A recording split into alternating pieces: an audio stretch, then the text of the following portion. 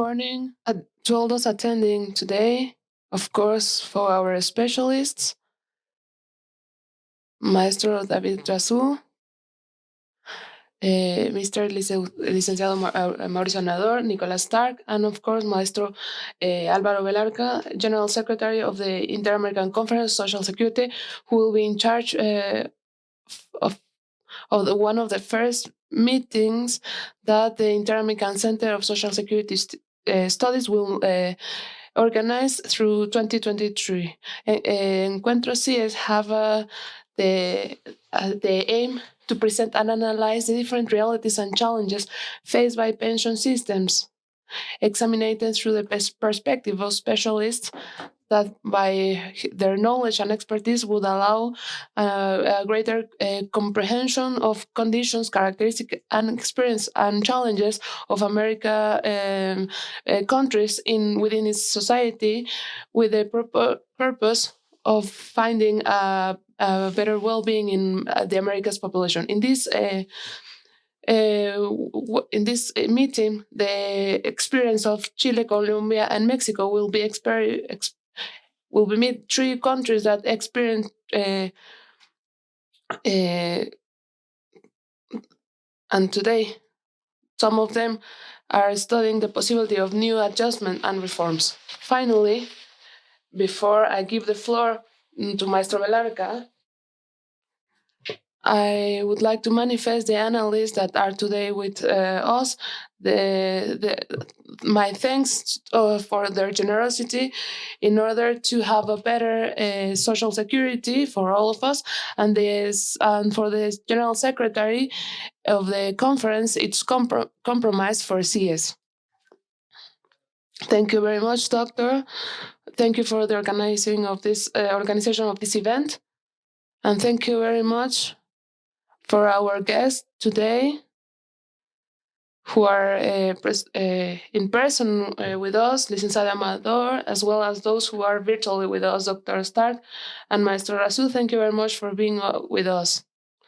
Only for complement the context of the interest to group these three countries in this meeting. There are three countries, as Dr. Carrasco was saying, three countries that have chose this individual account regime for pension system, and that through the past years they have faces several modifications. Particularly, we have to highlight Mexican case who have skipped the scheme that was chosen in 1997 and have chosen to meet some reforms but keeping this pension system. That's the relevance of knowing the case. So I thank a lot Maestro David Rasu Aznar. He's an economist who graduated from the Instituto Tecnológico Autónomo de México, where he also obtained a diploma in stock market finance. He holds 2 master's degrees, one in development administration from the London School of Economic and Political Science, and the other in public administration from the John F. Kennedy School of Government at Harvard University. He has held several senior positions in the federal government related to the study and public policy of labor markets and social security, including the coordination and planning and evaluation of IMSS and the Social Security Incorporation Unit. Most recently, he was director of institutional liaison and evaluation of delegations of the Institute. Internationally, he has been a consultant for the Inter-American Development Bank and for the Brookings Institution, where he collaborated with quantitative and modeling research on the Mexican labor market. At the IDB in Washington, he has been also an expert consultant for the Urban Development and Housing Division. He is currently the General Director of Afore 21 Banorte. And thank you very much for joining with us right now. I give you the floor. Thank you very much, Alvaro. I hope that the presentation won't be longer than mine, but I thank you for the good comments. I don't know whether I can share my screen.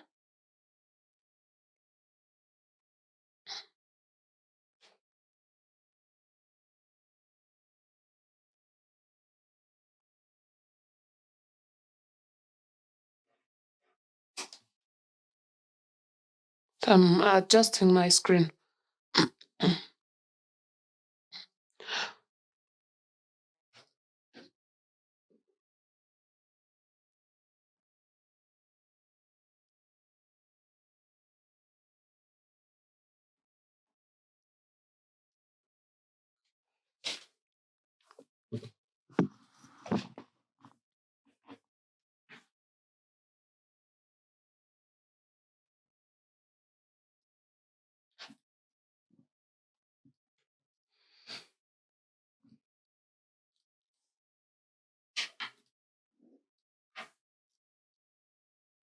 So thank you very much, Alvaro, for the invitation. Thank you very much, CIS and CS, for organizing these meetings. I believe they are very important, and I do believe indeed that there are a lot of topics we have to discuss in this moment, globally and particularly in Latin America, where we chose these systems starting with Chile in the at the 80s. In the 80s, I believe it's a very important moment to discuss what is, and it's not only something that we discuss the people that are working in this matter, but also the population is worried about these issues, and we have to find from the public policies and as well from the industry, the finance sector, creative solution that will allow to guarantee the core of this, that is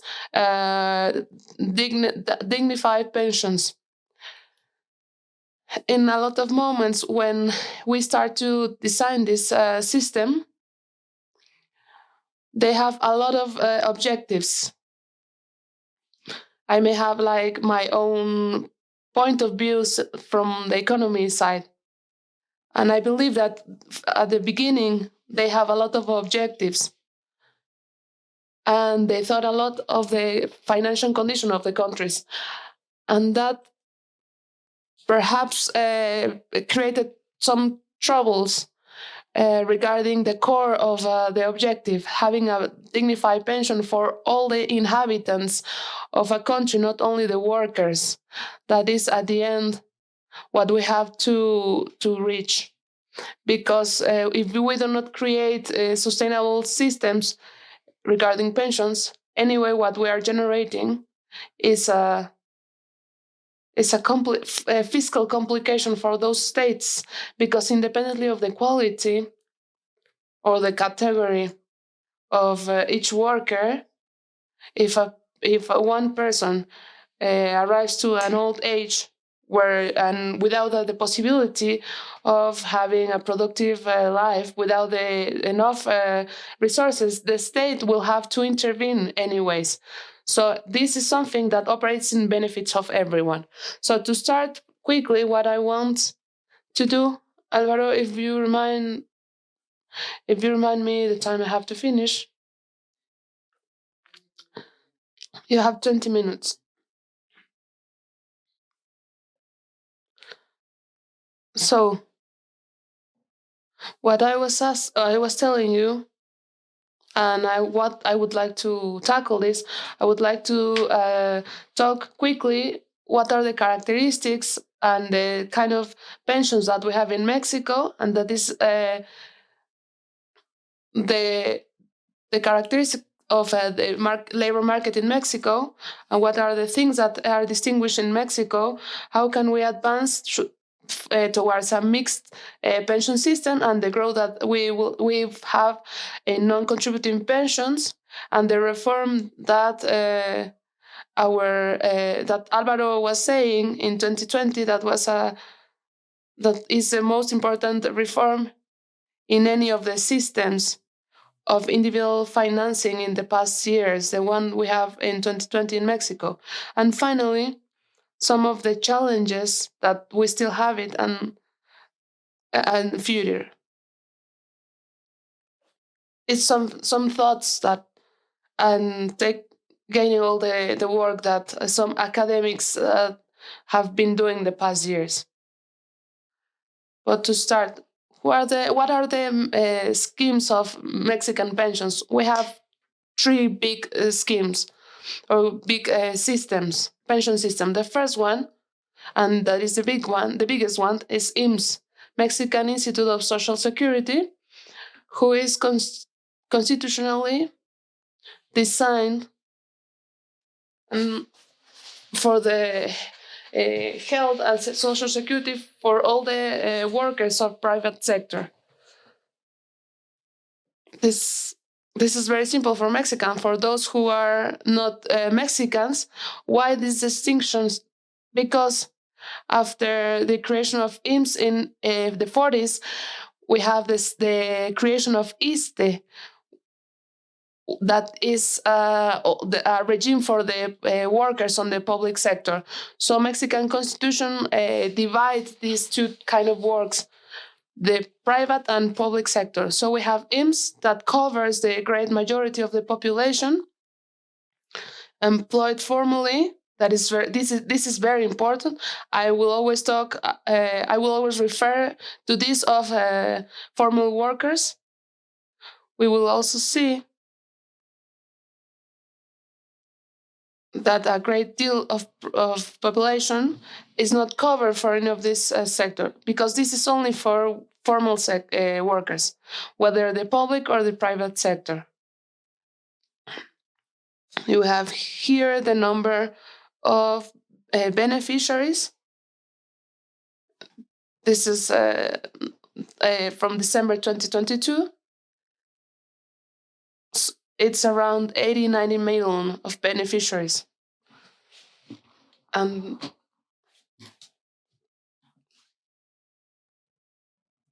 the number of pensioners that have today by IMSS is 5 million of people. The other one is ISTE, is for the public sector workers. They have a reform in 2007. In 1997, the IMSS goes from a contributed to a non-contributive system, to a distribution and defined benefits, to a individual financing system and defined contribution. That happened in 97. In ISTE, this didn't happen until 10 years later. So worker state, they kept a regime of defined benefits up to 2007. And finally, we have the pensions of federal government, now by the Ministry of Well-being. They are 100% non-contributive. It's a universal pension. It does not matter if you receive any other pension. Anyway, any person have a right to have this benefit. Of course, economically less, but this benefits 11 million people, and this is very new. This was born in this administration, under this administration.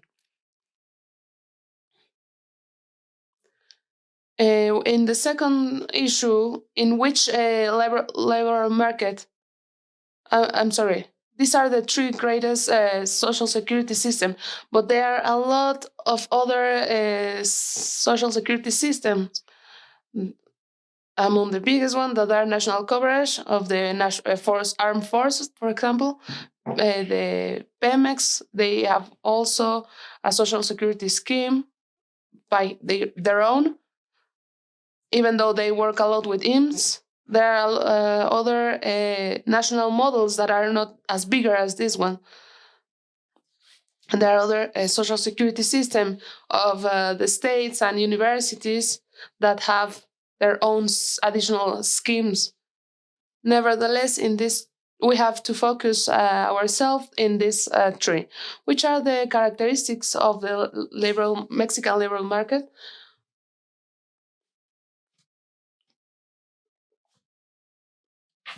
We have a very great high rate of informality.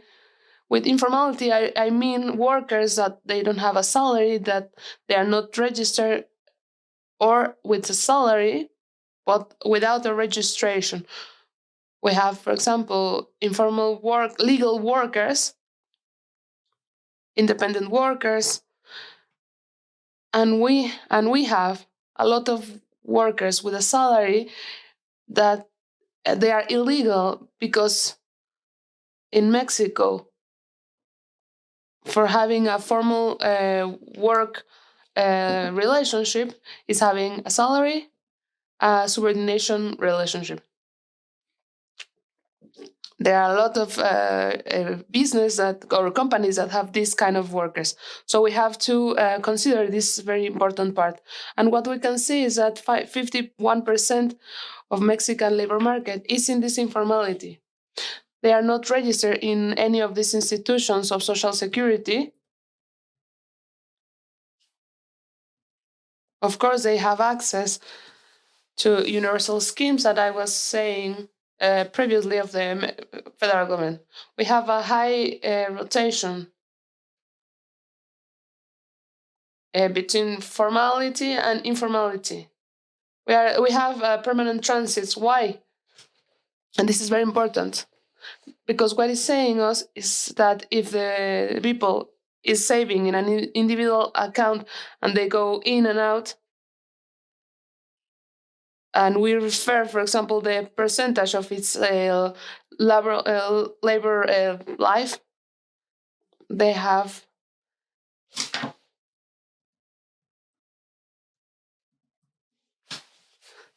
a lower contributions when they got this pension. Between 1997 and 2006, they have the workers were 7% and with a low income. So we have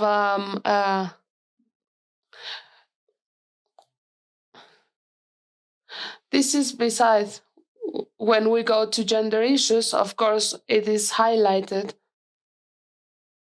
the inequality for the more vulnerable population, in this case, women. And as you can see here, of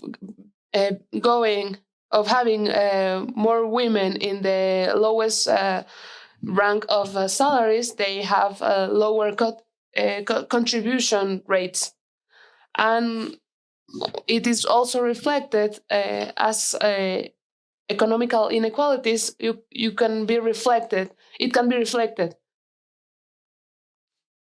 The lowest salaries, they have the lowest contribution for its retirement. If I am less time in the system, for example, what I am saving, what is remaining in my Afore, is less, of course. So when I arrive to my productive life, I will have a lower amount of savings, and therefore a lower pension and a lower replacement rate.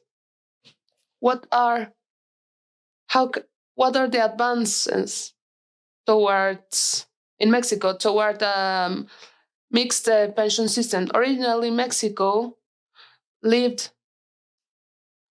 a model of non-contributive model since 1997. Thus, saying non-contributive won't be the case, but it was a defined benefits. Independently of what you contribute, your pension was rate based on its past salary and the amount of time you worked. That changed in 97. Now we have a transition generation that are the 73 law,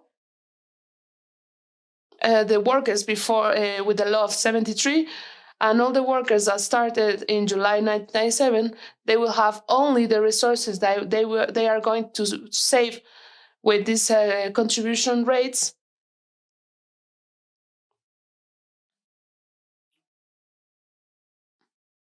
But after 97, you have only your saving. And finally, the other two systems that we are talking about, and that are uh,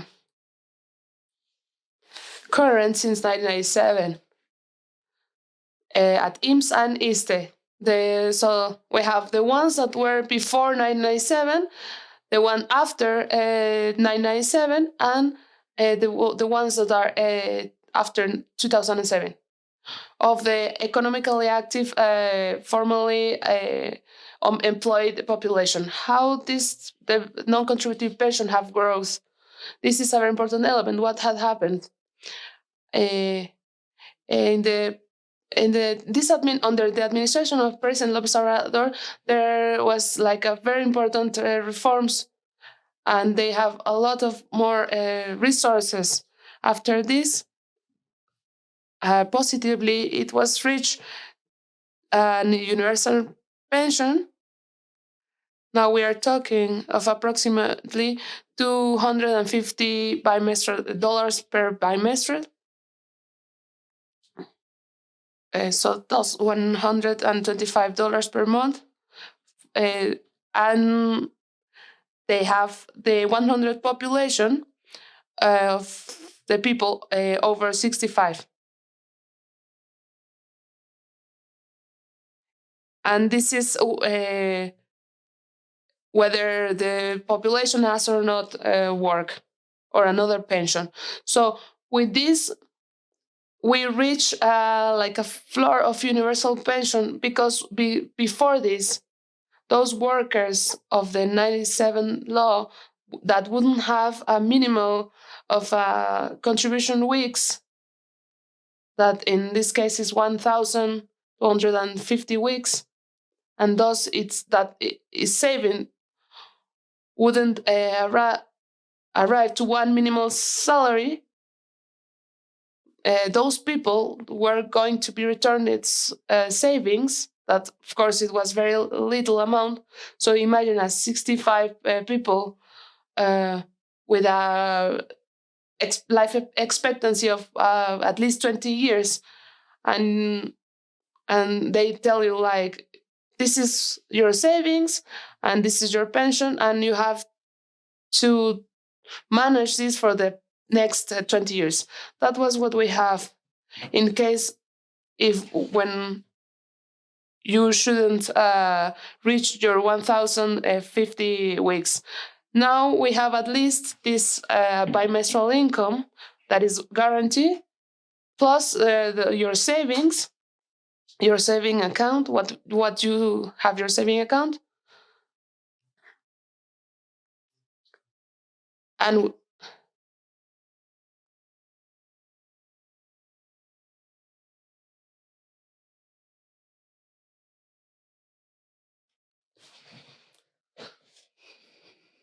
so looking at this situation and seeing in 2019, 2018, that the great majority of the Mexican workers, they have contribution needs of the 40%, that the great deal of Mexican workers of 97 law, of those of 73 law, it's another issue. But the great deal of 97, the great deal of those who were going to be retired, they were not going to reach not even a minimal salary of a pension minimal salary. They have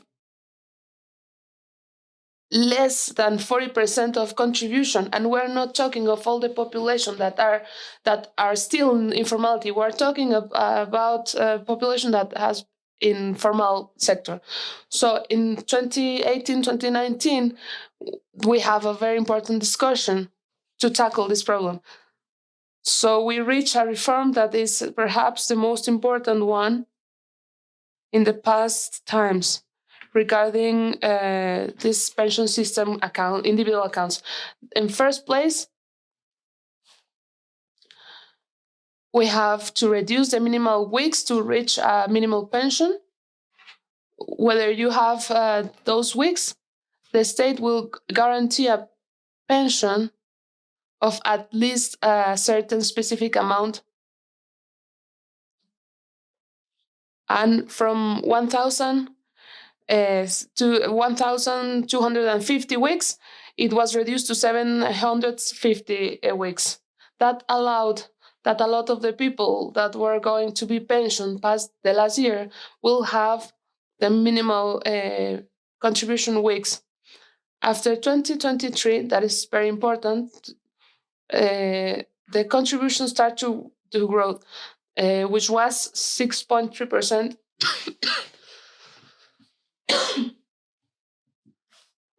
The contribution will start growing after 2023. It's going to increase gradually up to 2030, up to 15%. So we want more resources to be saved by the workers. In the law was established that the increase of the contributions will grow in charge of the employees.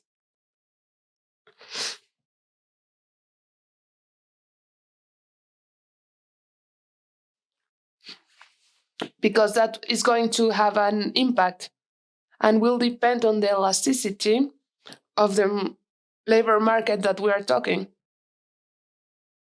where it's going to, regarding the contribution of the employee, the worker.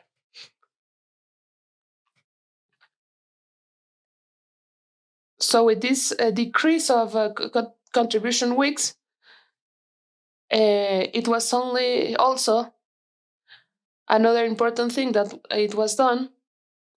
It was established for us, our administration, a maximum limit of commission. During a lot of time, there was a very strong discussion under the commissions that were charged by Afores. They were very high. There is a topic here, an issue here that we will not discuss right now. But it established a maximum law regarding three countries: Chile, the first one, Colombia, and the US, as an international reference. And in Mexico, the commission go bigger. We low 30% of the commission of all the administrators. Finally, a minimal quota was established. In Mexico, we use this to avoid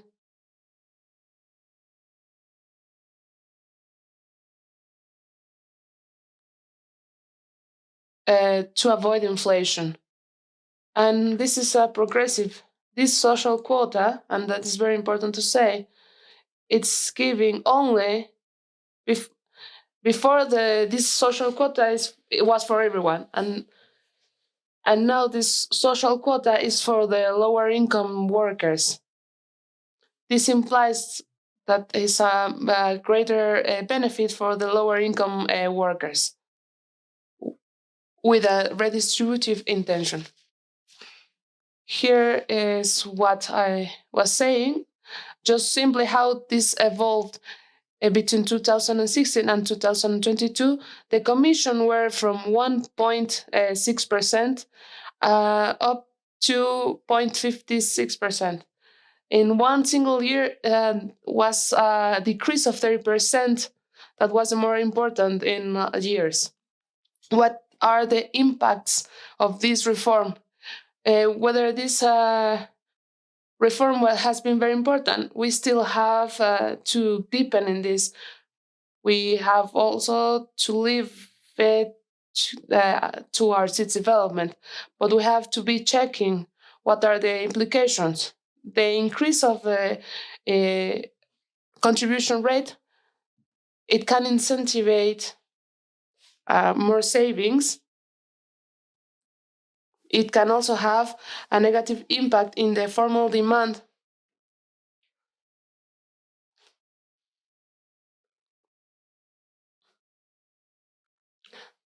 But in within the formal sector, it can be dissuasive, so the workers cannot stop contributing, because the increase of contribution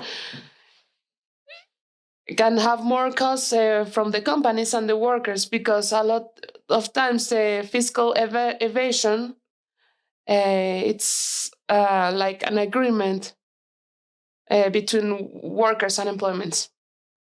So this is an incentive for informality. The increase of the guaranteed pension increases as well the valuation of social security, and that is very important that the people evaluate the specific benefit. It increased the formal job demand, and of course, it has an implication for the lower income workers. The increase of social quota to lower salaries increases as well the valuation. It increased the offer of formal job, as well as the decrease of contribution weight may have these positive effects, and the decrease of commission can also have these positive effects. In the total effect is that we have measures of offer and demand to the salaries. This depends on the elasticities, the valuation of social security by the workers. This is also change the impact, the specific impact that may have the participation in the production cost, the easiness to substitute informal for formal workers, especially after we leave the reform of 97, the facility, the easiness to substitute work for capital, and contribution rate to social security levels and changes. All of these are the elements that define which will be the total effect of this measure. How can we a priori think that these effects may be? It could be a moderate effect in favor of formal lower income workers. A reduction of the formal work with a greater salary, which is a negative impact, reduction in salary received by workers with a high and low income workers, and a total positive impact, even though small, in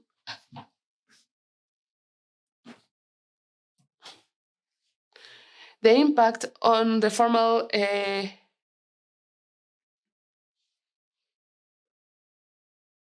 the impact in the labor market on formal jobs may be positive but low. In replacement rates, it is possible that we have a great deal of replacement derivated, that we will have a great deal of saving, as we were saying before, because the increase of contribution rates, we don't have still clarity of the amount of workers by the salaries they have, because when we increase the contribution, there is a very important element to that the employees will have a higher rate of formal jobs.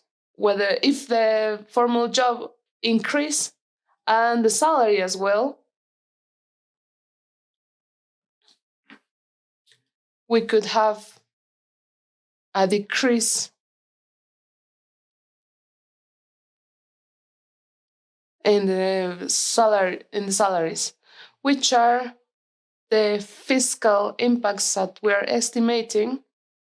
The fiscal costs between 2023 and 2100. We thought in a fiscal neutrality, whether we didn't reach it, it's only the 0.3% And simply, the transition generation, we have a cost of 3.6% of GDP.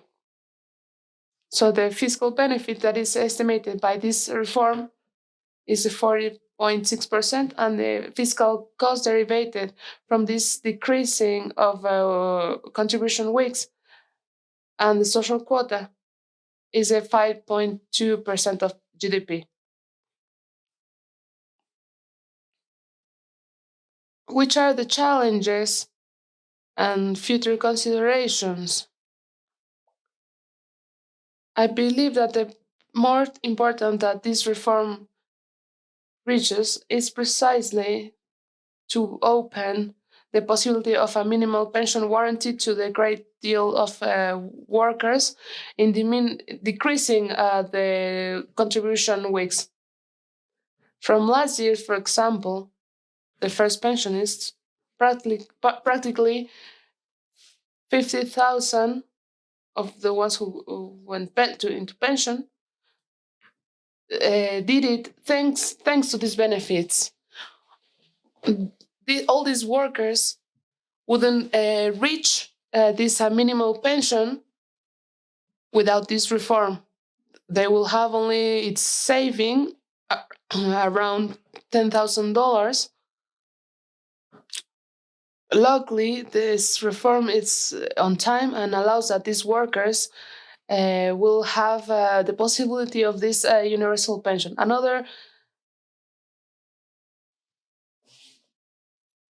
Nevertheless, this second challenge, this second achievement, is to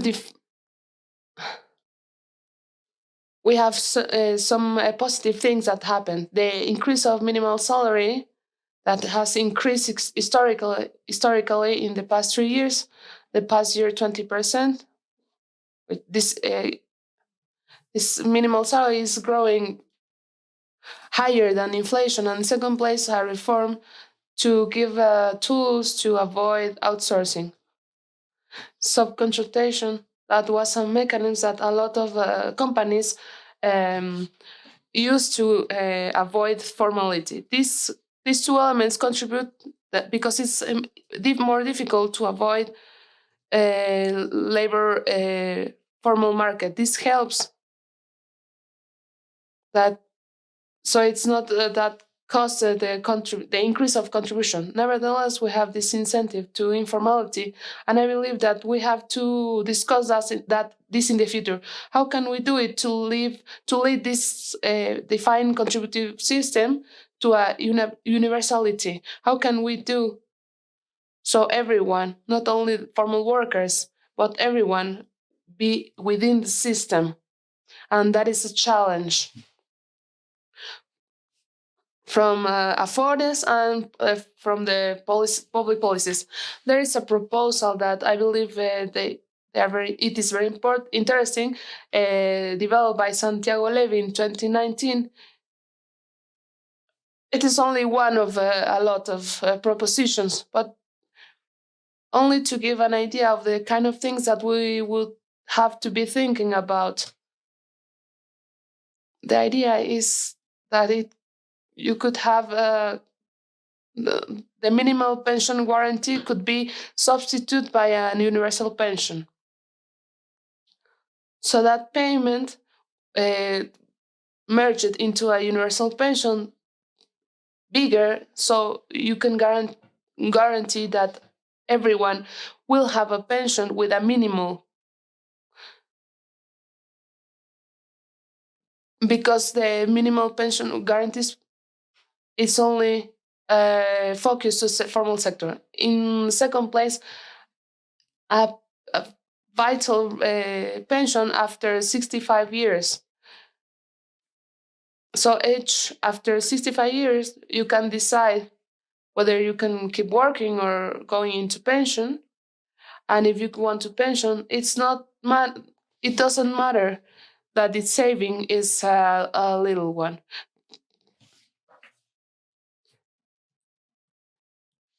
This life annual annuity would have a minimal resources for a repayment rate that would be better for the workers, and especially to incentivize savings. Because if the people say, I have the universal pension and my saving, they are going to give my saving in one single year amount, it doesn't matter to have this universal pension. This proposal, particularly, is even in these numbers. With this number, it may generate an annual increase of 8.2% with fiscal costs that are really low or reasonable, let's say. It should have an increase in public spend around 140 million pesos in 2023.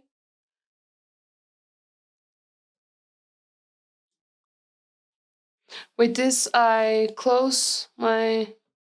In if we focus ourselves that we have to guarantee as pension system our dignified pensions independently of the impact that we have afforded in investment in internal savings that are all important derivatives of our job, but the center must be dignified pensions and high rate replacement. Thank you very much for your attention. Thank you very much, Director, for this wide and complete uh, presentation. I believe that is very important. The Mexican case is very important to analyze and study in the countries that we are contemplating other reforms in the pension system, being collective or individual funding. So the Mexican case is particularly relevant because it keeps this premise of individual fundings, but it's a very important effort to balance these two worries: the fiscal preoccupation, but as well the pensioner uh, worry, in order to give dignified pensions. Particularly Mexican case important because all the additional reforms to all the labor market regarding the increase of the minimum salary, for example, with the fight of outsourcing, are some of the measures that may have, in a way, balance the negative incentives that we could have in formal job. So all of these elements, I believe, they are particularly relevant, specifically in Colombian and Chilean case. These countries that are in the way of reforming its pension systems. I would like to give the floor to Dr. Nicolas Stark. He holds a degree in economics, commercial engineer, and accountant from the University of Chile. His postgraduate, magister, and master of business administration from the Pontificia Universidad Católica de Chile. He is also a doctoral candidate in sciences and humanities for interdisciplinary research at the National Autonomous University of Mexico and the Autonomous University of Coahuila. He has worked as IT manager at Caja Los Andes, operation and technology manager at ISAPRE Salud, general manager of the Center for Social Studies of the Chilean Chamber of Construction and Social Welfare, manager at Caja 18 de septiembre. He has also held management positions in national and international organizations. Between 2011 and 2015, he was member of the Commission of Users of the Pension System. He was chairman of the Civil Society Council of the Superintendency of Social Security. He currently serves as comptroller of the Inter-American Conference on Social Security and as parliamentary advisor in National Congress of Chile. He is a professor at the University of Finisterre and the Universidad of Chile. Thank you, Wilthor. Thank you very much. It's a pleasure to be here from Chile. Now it's very hot here, so this will help to have a warm in this great event that CIESS and CIESS are organizing. Uh, I'm going to use the screen, please.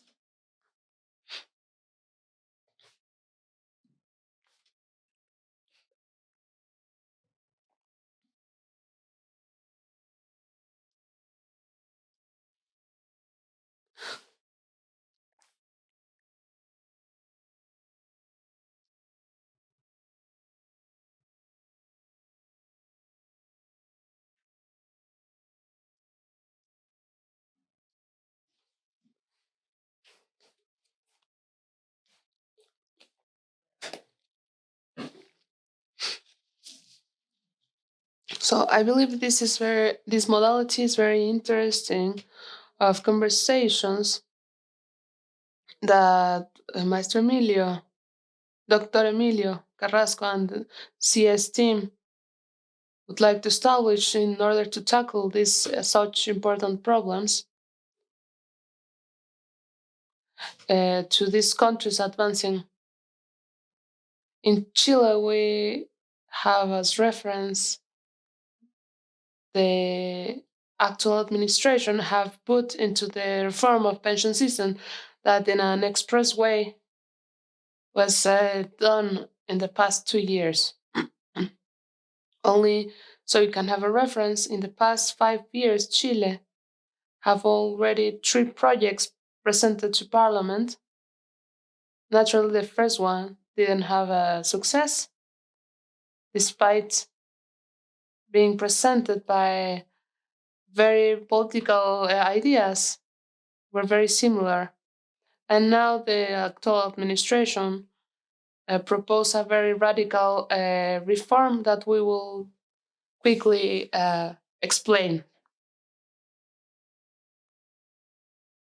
We are going to talk on these issues, the the system that we have right now, some results, the actual situation, the challenges, and the project of reform that we are facing right now.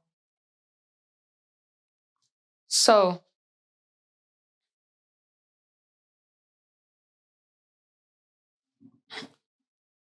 for all of us, it's clear Chile have a mixed system with 3 pillars, where usually the first one we are calling it basic pillar, non-contributive. In Chilean case, it has an important evolution, especially in the past 15 years, in a system that has already 41 years, even though the great majority, the pensions generated by this system have exploded in the past years.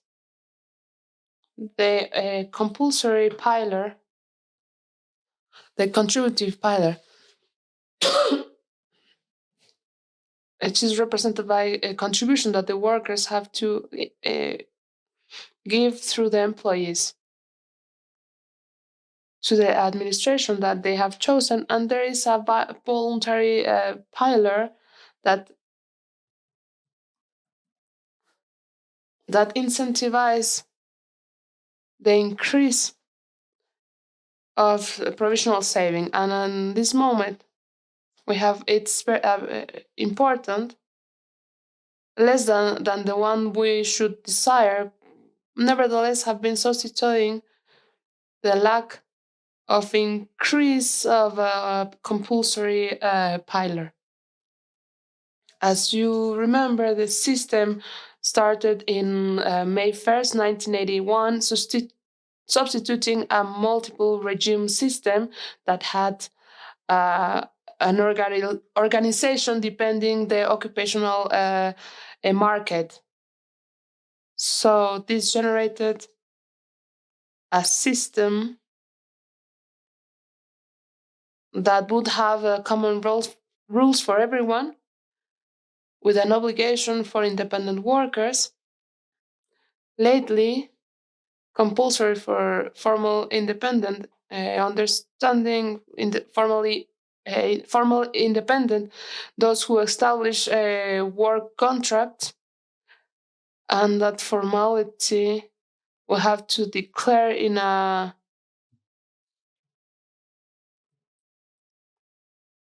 fee. It is voluntary for the formal independent, which make that we have a level of formality focus on dependent workers. Almost 60% of the workers in Chile have a dependent job contract. I I believe that 90% of independent employees deliver the contribution in the pension systems, and not and only 5-6% of independent workers have a contribution, an annual contribution, because regarding the fiscal system. And once a year, we have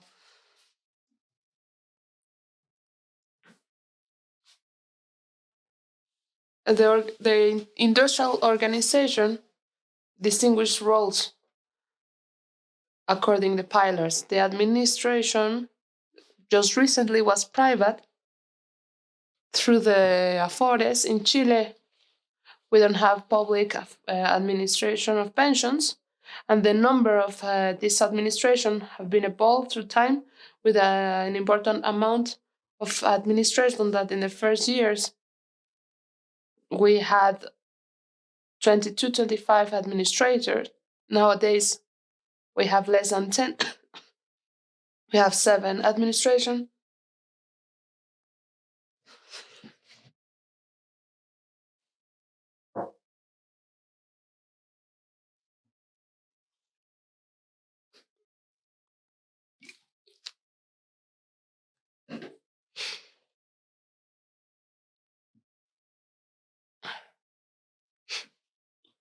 They were generating an important basis of affiliated workers. We have to state that the system supervision is totally 1% in charge of the state, that have a fundamental role uh, regarding what the law establishes. It has a regulatory framework, very clear, but of course it is bound to several restrictions that the law have been establishing to the system. Nowadays we deliver pensions according risks, old age, rules of right rules according gender, because men have right to have a pension after 65 years, women after 60. The difference in the practices is represented a negative effect in the level pensions that the women have because they can pension before. Nevertheless, it's a worker. It's much more higher than the men, and politically it hasn't been tackled by the government. In the practice, we have been uh, postponing a fundamental change in that issue that other countries they have indeed incorporated. In Chile, women can pension after 60 years, but regretfully, they have a right to receive state benefits only after 65 years. So they have 5 years of a less pension, and they ended up with a complementary pension that they have generated with their own savings. Uh, this discapacity is also a condition, a social risk that is tackled by the system, and the law in Chile In we are not taking into consideration the invalidity that is related with laboral risks. In Chile, we have other administrator that are in charge of this risk labor. This is uh, after 1968, and we haven't changed that law since then. We have also some pensions for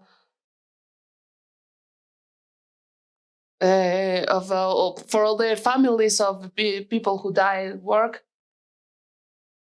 widowship, for example, and all the children that are left without their parents.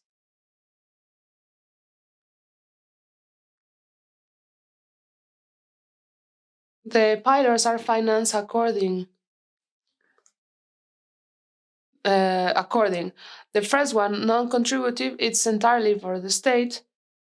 Compulsory pillar that are funding uh, exclusively by the workers for the old age pillar, and the employees must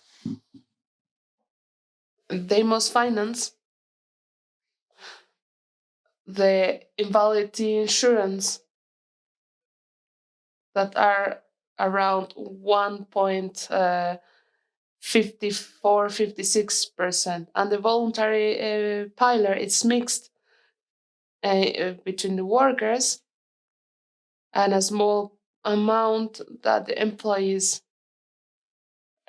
when there is a complementary agreement called agreed deposit.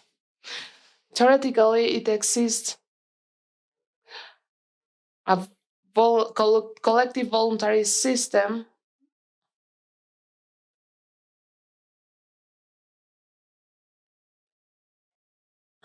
the amount of collective savings, and we will have to find why in Chile we haven't learned, for example, as the US, where the saving mechanisms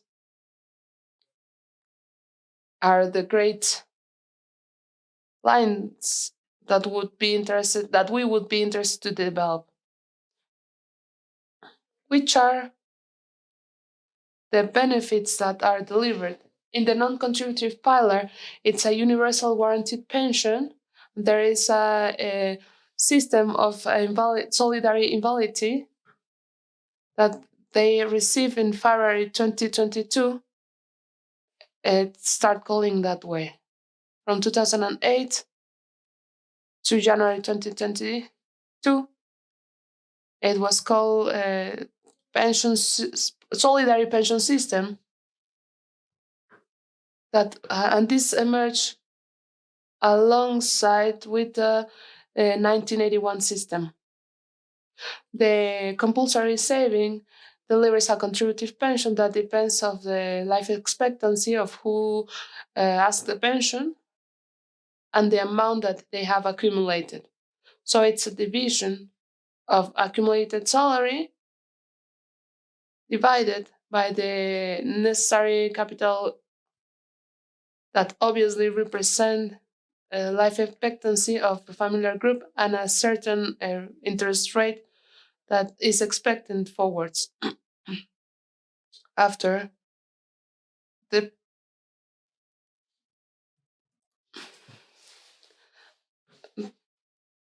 and as we can see later on in Chile, the contribution rate that is a principal element that triggers a better number in a way explain how the contributive pension have been falling as a percentage of replacement rate. The objective are very clear. The non-contributive pensions, they try to have a release of poverty in old age, that especially in the past governments have put emphasis. Oh, let's not forget that Bachelet president in its first government who proposed A very interesting reform was to create the basic salary. Later on, Piñera president, before he retired, proposed the creation of a guaranteed universal pension, uh, widening the coverage. Now we have 90% of coverage, and as we are going to say later, it is possible that this will end up to be a universal pension because the proposal of reform presented past November by President Boric is still in discussion in Parliament. The compulsory saving is to have a softer transit between active and passive life, and when that relation it's widened, it is more necessary that the non-contributive pillar would be more important, as indeed it occurs the great deal of percentage of Chilean population. In funding, we have entirely the non-contributive pillar is a tax one. The compulsory saving is contribution 10% by the worker, and the employees they have a contribution of 1.5%. The tax budget represents around one more than 1% of GDP. So I think that that can increase without the public finances suffers decisively. How much are the rates of the pension? Nowadays, the universal guaranteed pension to the 90% of the old people, 65 years or more, with something that represents more or less $220 approximately. It just been modified just 1 week ago. It changed the weight of calculating because up to January of this year, this universal pension was paid in in an analysis made to the population of 65 years or more. But the point was to make this analysis of this population regarding the whole of the population. So this is going to be improved because approximately 75,000 old people were not allowed to ask this pension. Definitely, PGU right now, we have self-financed pension of $115, and it's start decreasing according the rate. What makes that indeed this benefit generate an interesting replacement rate nowadays. Several estimation shows that the replacement rate is approximately 60% or even a little bit more. The administration of non-contributive pillar is made by a public institution that acquire indeed more relevance after the promulgation of this guaranteed universal pension, that is January 2022. The supervision for all the pillars is made by the Superintendency of Pensions. In case of compulsory saving, is supported by the Commission of Financing Markets. And basically for the reserve of the resources that the state must have legally. the participation of the workers is scarce, except on what corresponds of the of our individual intervention in our account. Even though after 2008 reform, it is we have a usury commission.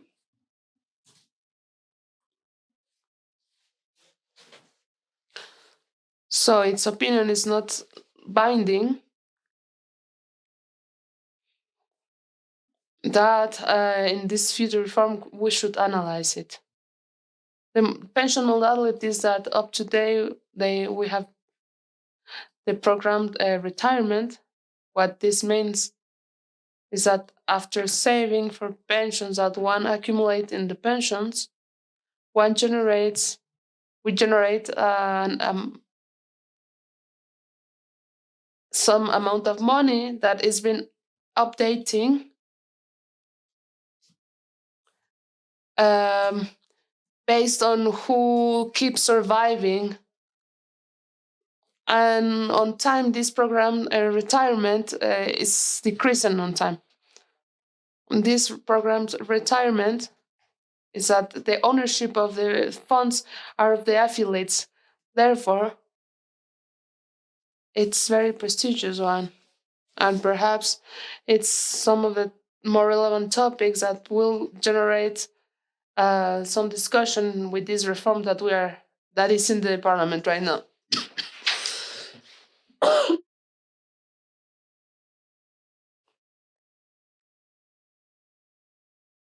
On project that is currently this modality is eliminated, only remaining only modalities linked with a vital rent.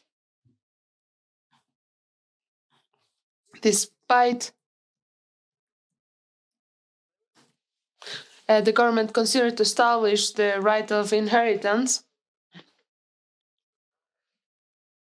because if I die with some money,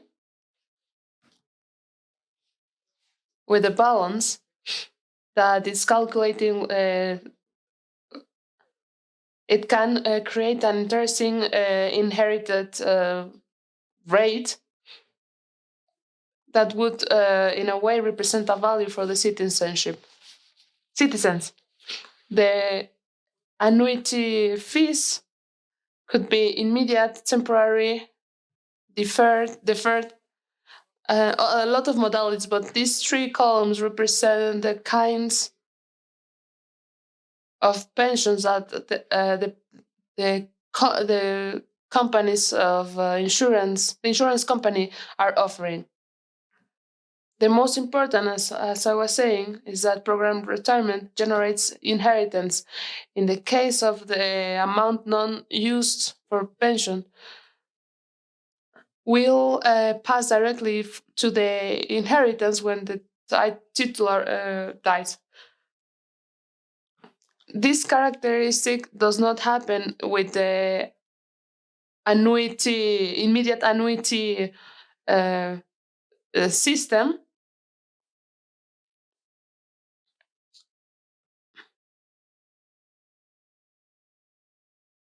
The most important, nevertheless, is that nothing is free. The program retirement, it generates the risk of reinvestment in longevity, because if I keep my amount, I also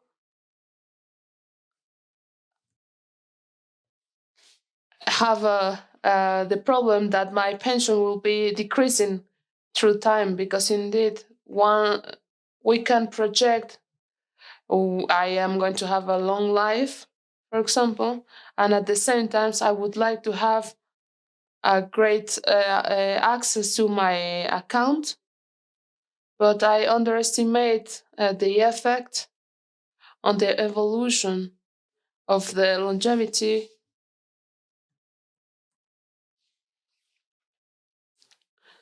So my pension will be decreased on time. Our pension system from May 81 up to now, it has had an important legal path. That is important to say. It started in May 1981 with the Law Decree 3500. Between May 81 until February 2002, we have important changes. From within, I would like to highlight one that regretfully it hasn't had a greater impact, and that it is with the recovery of democracy, the demand of capital was decreased for private fundings. So the labor groups could be incorporated as new pension funds. The minimal capital was decreased to a quarter. Some initiatives were developed, but regretfully,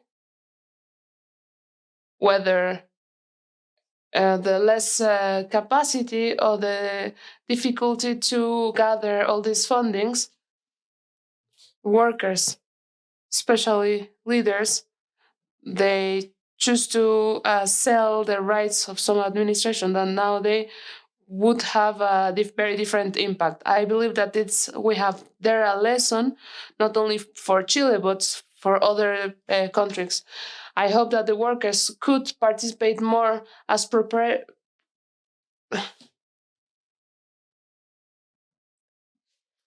owners, because being owner for the workers it generates another feeling. So we have to generate an important public policies, because we nowadays does not have any demonstration. As I was saying, after March 2008, the law that created the solidarity pillar was created, and that was a small amount for assistance that was asked according the region. But in practice, it was a very precarious system. I believe that this was a great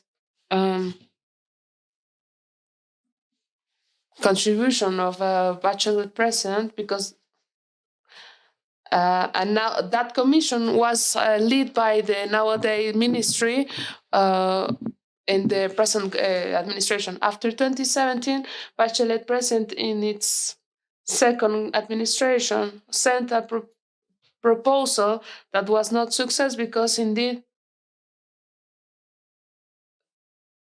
this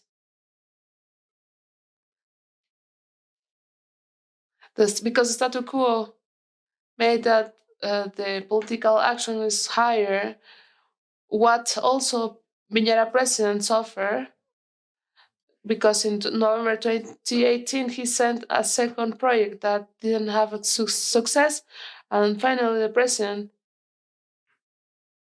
had to send a more specific project in which the solidarity pillar would be improved, replacing the basic pillar of Bachelet by the universal guaranteed pension that has been nowadays this more evolved space that in favor of the people. And no, in November 2022, the project presented by President Boric generate a more radical changes that we are going to talk later on. Which are the results that we have nowadays? Basically, we have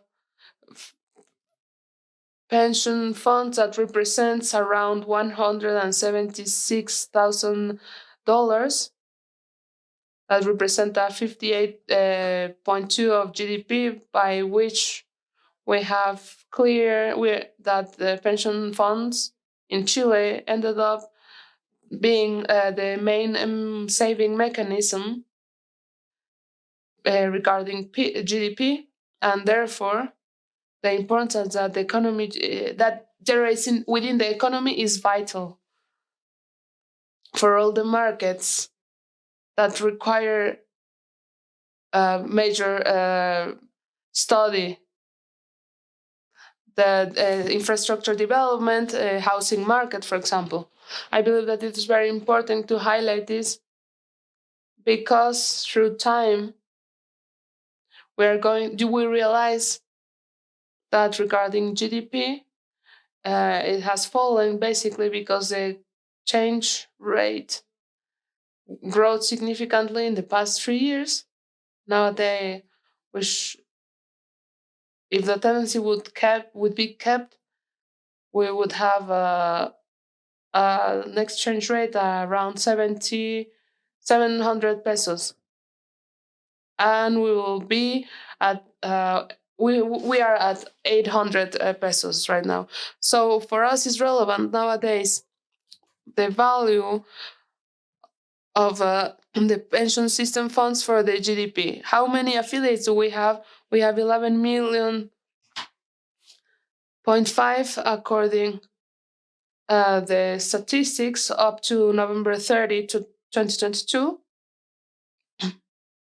We have a total population around 19 million, from which the economically active population is around 12.5 or 13 million. So we have a very uh, close relationship between economically active population, occupied population, and contributor population. Chile just have 5.8 million of contributors, which represent around 60% of the occupied population, of the working population.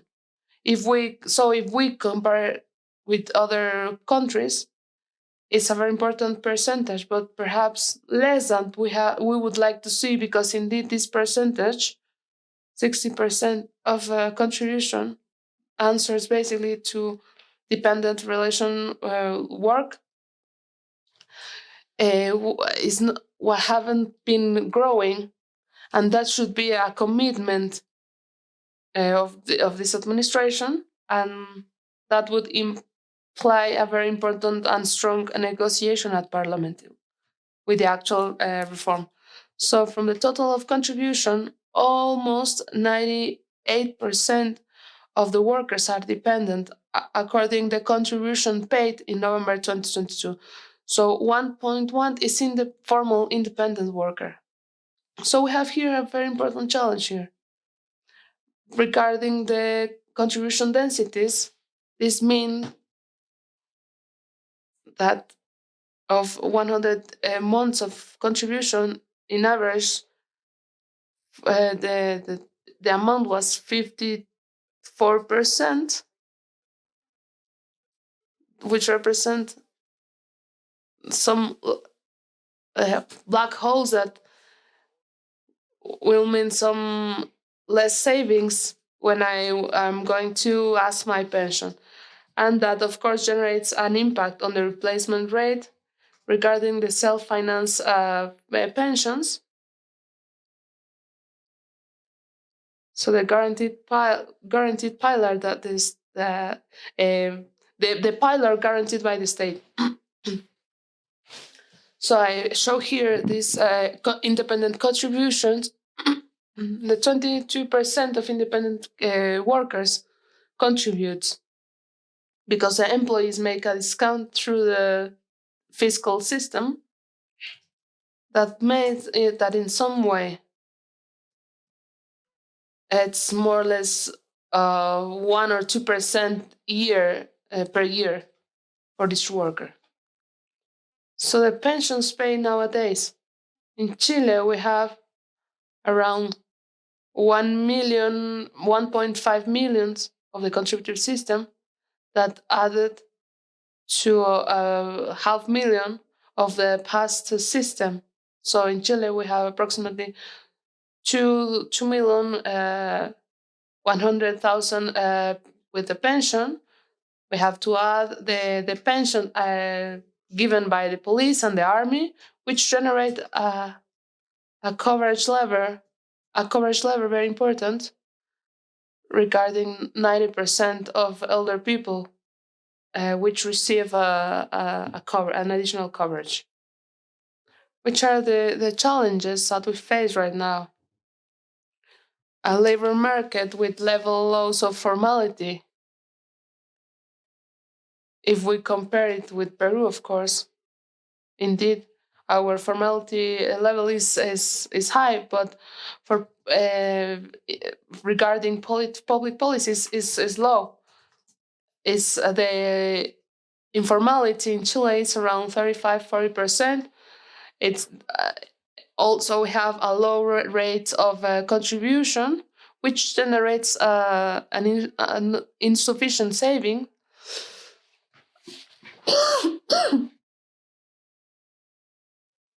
Because the rate has increased in a 50% since 81.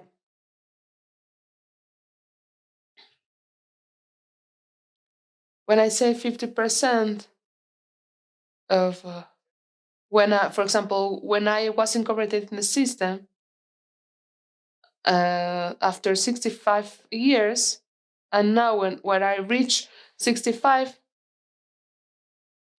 uh,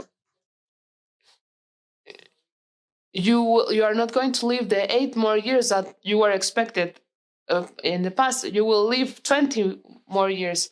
So when we don't have um, a balance between the level of savings and the life expectancy, we have these problems. But the great majority of the Chilean people see this as very far, and indeed they ended up suffering with less amount of saving and therefore self-funded pensions, which are very lower. The lack of rules um, goes on women, damage women, because women, the life expectancy of women is around 26 years after 65%. So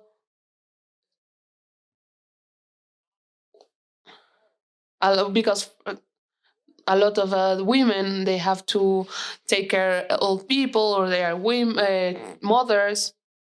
This made that at the end, the saving level is doubly affected. So from that perspective, we can see some elements that should be reflected in a provisional reform that I hope it's successful. We cannot have three reform projects that failed. Fortunately, the one that we have now is we see a more positive impact, as well as the government and the opposition will have to face a different political reality that will have to take this significant political power. But with this 5-6 years that we have left, not making these adjustments, we will have to follow up. There have been absence in the rules regarding incentives and and the utilities that you receive. So I believe that there is a space that we can that it can be reflected in the negotiation at the parliament. We have already said that an increase of life expectancy that must be incorporated more adequately, and the pension system should be integrated with other areas of social security as integration spaces. I see disconnecting the pension system with the familiar budget. So and if we link this to the independent workers, can be more interested in having this pension. For example, the informal fisherman will save 2 or 1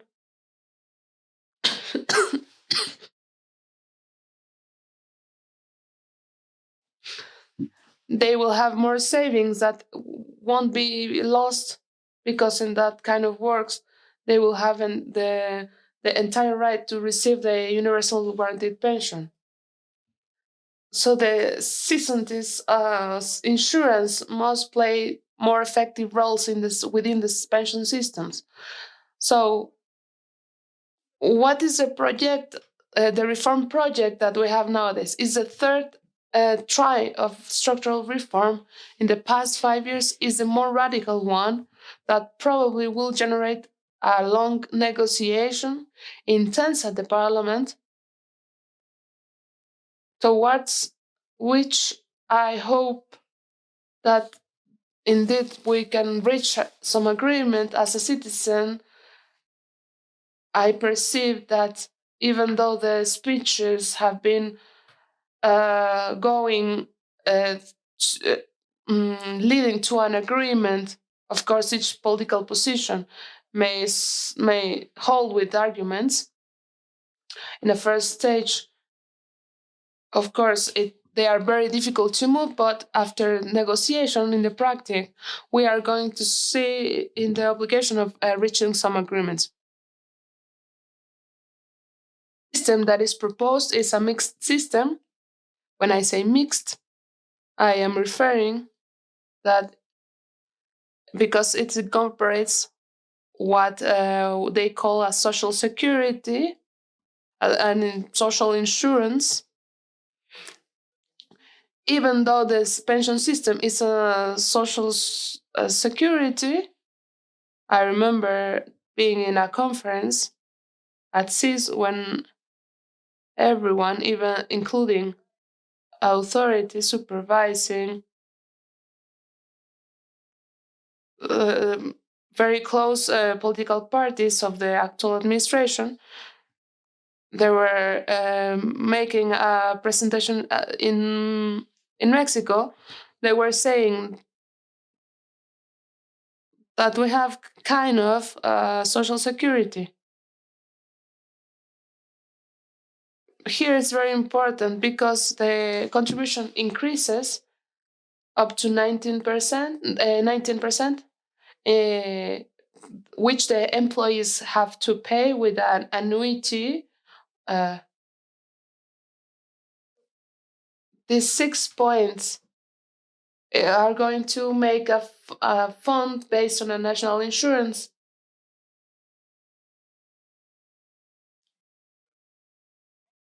Not in an individual account, as now we know it, where indeed each contributor reflects the market value.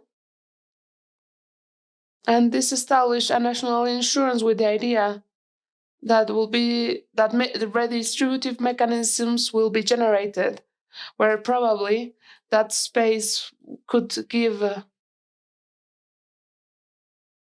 the possibility of, of administration good practice mechanisms will be left aside,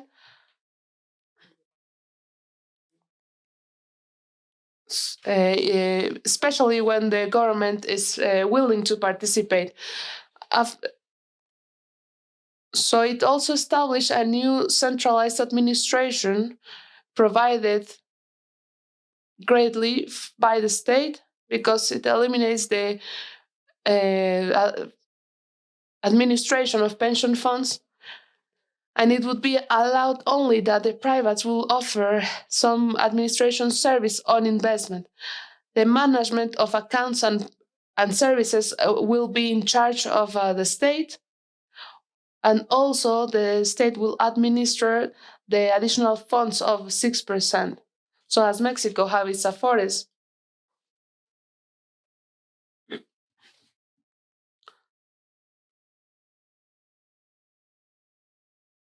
In Chilean case, the state will also offer the option of investing the contributive pillar, especially all the workers that would be incorporated to the pension systems.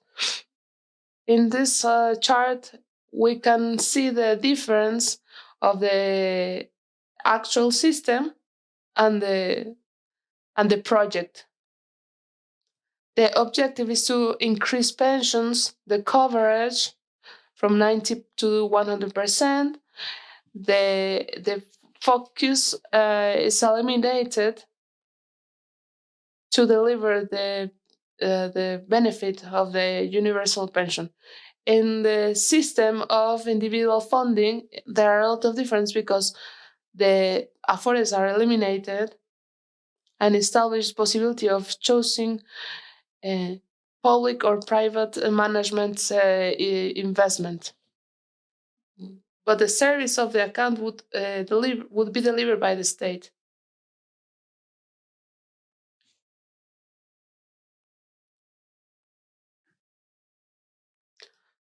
So we basically here are all the elements that distinguish the previous and the the reforms.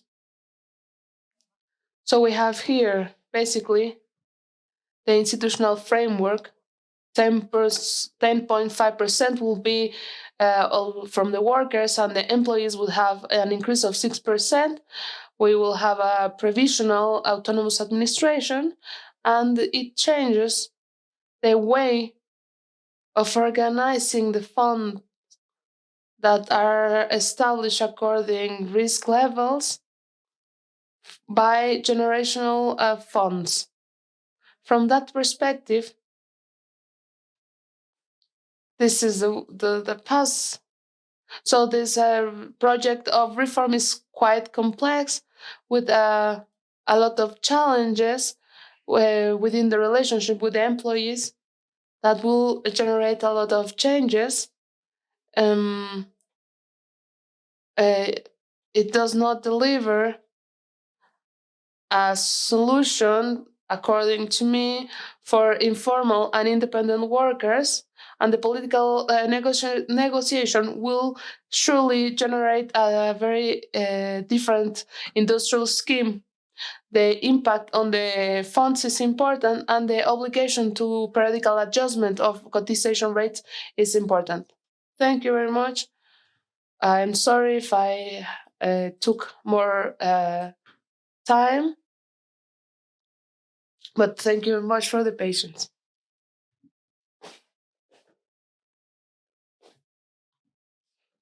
Thank you very much, Nicolas. I believe you've made a wide presentation on what is the actual Chilean system, from where it comes, and a scenario of the reforms that are pretended to have.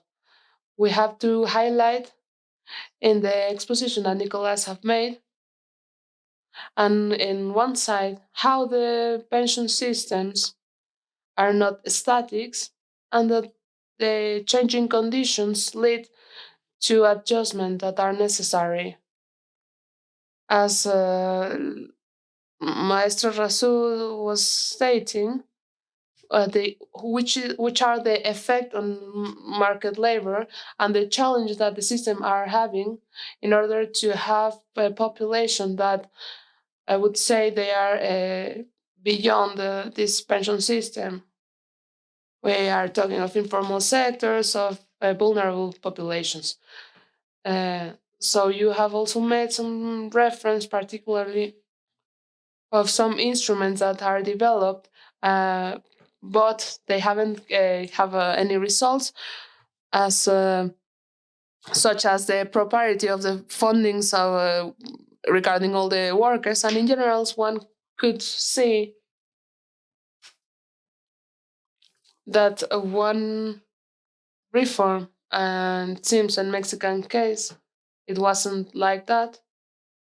It's supposed it's supposed a great political debate, and the systems should incorporate almost automatic mechanisms, because the political debate, it's difficult. It's very difficult, and in that sense, thinking in the possible reforms and introducing this kind of systems it it could be very useful. So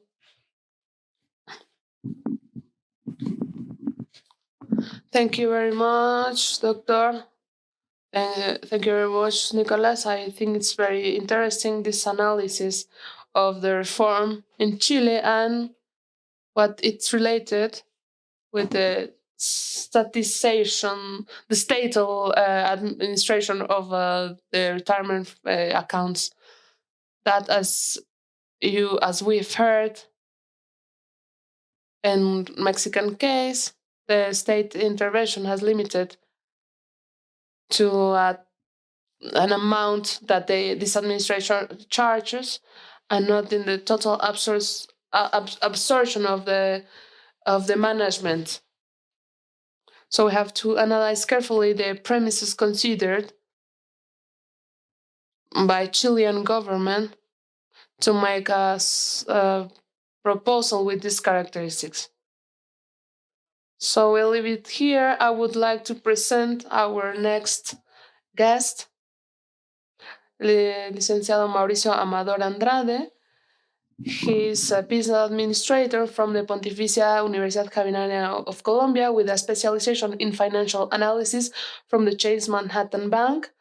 He has more than 40 years of experience in the Colombian financial sector, pension funds, risk analysis, insurance, etc. He has been a financial consultant for several institutions in project structuring, studies for product development and business development, as well as research and development of financing and alternative. He has also carried out private consultancies focused on pension funds, health promoting entities, known as EPS, and outsourcing companies. He is currently a member of the board of directors of Banco Popular and advisor to the board of directors of Fiduciaria Popular, as well as a member of the investment committee Imoval Desarrollos, and member of the board of directors of the Center of Research and Development of Social Security, CODES. He is also a lecturer in the specialization in social security and occupational risks at the Universidad Externado de Colombia, and a lecturer in the master's degree in the integral system care for the elderly. Thank you for accompanying us today and visiting Mexico. We are very glad. I give you the floor.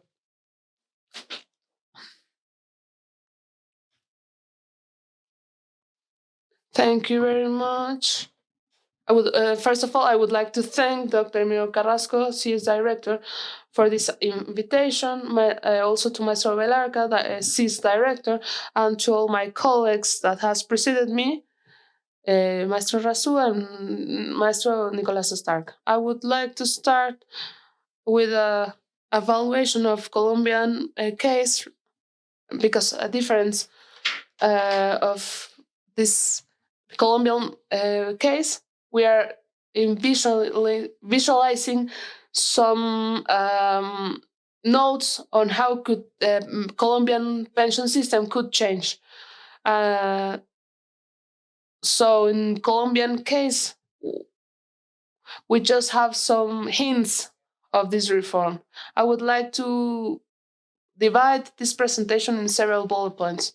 I'm not going to be very specific in details, but I would like to give an important message. Then I would like to highlight the basic principles that any reform should have and must be taken into consideration, at least in the discussions, specifically for example, in the Chilean or Colombian case, and show a reality of the system. I'm going to be very specific, just for you to have an idea of the system and to focus on the challenges of the reform.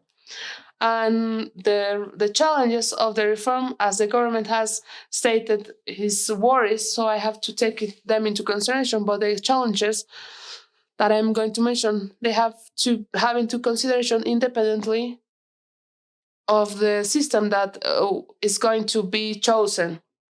And because the government have stated the fact that having an important funds to repre- to a distribution system, I would like to state which are the challenges of the capital market in Colombian system. So a message: we must think in a reform pensions. We should think in an integral pension system. I state this clear because this objective is going to have repercussions in the discussion of what we will do as a reform. Five principle bases that I always say to my students, and we have to take into consideration when tackle reform into protection system. The first one is that we cannot forget that we have to start. We have to have a basic system of old age, and this must be universal. The second element is that it must be sustainable on time. That implies that it's viable, financing, juridical, legal, etc., and according to the present and future reality of the country. We cannot forget that each country has a capacity to build a system, and not all the countries are equal. Another element that is very important is not to burden the into for future generation. We forget that when we reform the system, that we are affecting the future generation, and they have some expectations, and it shouldn't be less than the one that this generation have. Another element is that if we are talking of protection system, we have provide a better life quality of the people that are in retirement age. And another element that we perhaps forget, and that this reform may fail, is that we have to have a wide political leadership. So that is only to state those elements to have into consideration, which are the realities of a Colombian system. First of all, it's a dual system, perhaps unique in the world, and it keeps since 1993, in which distribution and funding system are in the same place. And basically, the distribution is 75% on the employee and 25% of the worker. Clearly, it's a low level of cotization. We do not have 39% of coverage. And what is more serious, we have a low rate of people of pensionings. Within the two systems, we cannot reach, or barely we reach, 20% of people that have a pension uh, of the one that are contributing. And if we go to the rural sector, we will see that it's quite different.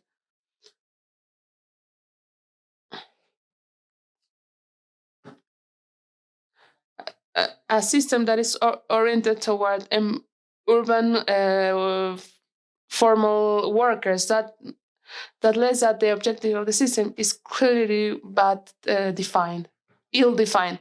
Therefore, a low cover level of coverage in rural sector, and logically in informal sector. As my colleagues were saying, it is also a system of low contribution, not more than 50%, especially focused on the people with high income. If we go to the low income workers, they don't even reach the 50%. There have been a medium development in capital market, around $74 billion, a high level of informality, 60%, and a subsidy that I shouldn't say it, a high subsidy to people with high income, because the replacement rate is not that much different. Logically, they keep subsidizing the high income workers. So it's not a high expectation replacement rate, and there is a system, an administration system that is very focused. So each entity will have its own system, and there are a few centralized systems which will make this inefficient. And so we let's say that is the system reality. Now I would like to start with the challenge of the reform. But I would, for doing so, I have to stop my, uh, myself in what the government think the pension system should think that.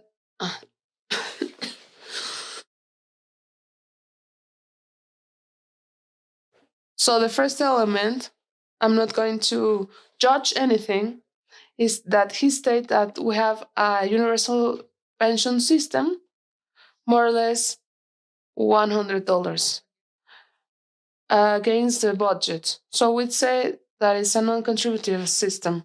But how can they think to fund this?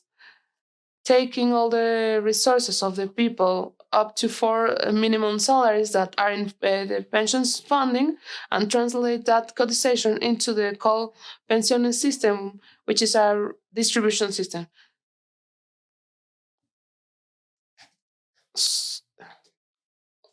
With an ingredient that it is not already also clear.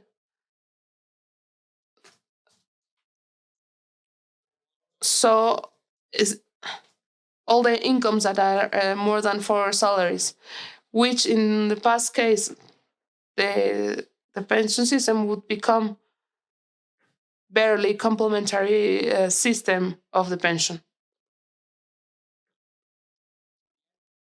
If if if they have said that the stock is not will not be translated, the reality is that if the people with less of four minimum salaries pass into colpensiones, clearly the stock we also have because we won't have money to pay those pensions. So the translate uh, logically it strengthened the distribution system, keeping, and he has been very clear, the government has been very clear, and what it's relevant is that up until now, the government hasn't mentioned topics such as the increase of coverage. How can we include the rural sector? How what happened with the contribution weeks, or are we going to work the decrease of informality? So I just say it in order to state which are the challenges that implies a reform on pension system in Colombian's case. Which are the challenges stated, and from my perspective as an academic, are elements to have into consideration. I'm not stating how is the reform, but all the elements that we have to take into consideration, because if not, uh, the, the objectives of a protection system will not be fulfilled. The first one is that we have to have a basic income for the people more than 65. And the challenge is here is that being non-contributed, how can we do it from within the reality of the country without promoting evasion, tax evasion? Because when we create basic pension systems, a lot of the times we promote tax evasion, and that people that have incomes have some help of the government that probably they don't need. So the second challenge is how can we reach sustainability on time? Due to we have to cover future pensions corresponding the contributions that we'll use for the nowadays pensions. That saving will become spending, and the challenge that emerges is how are going to pay the pensions for the people who are using their contribution to pay the pensions nowadays. The second element, and it's fundamental, when the reform was made, how can we keep the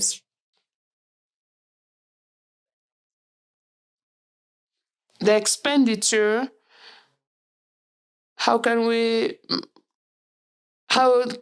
make that this expenditure does not reach a percentage of GDP? How, if we create a basic pension, how can we sustain it on time? Because we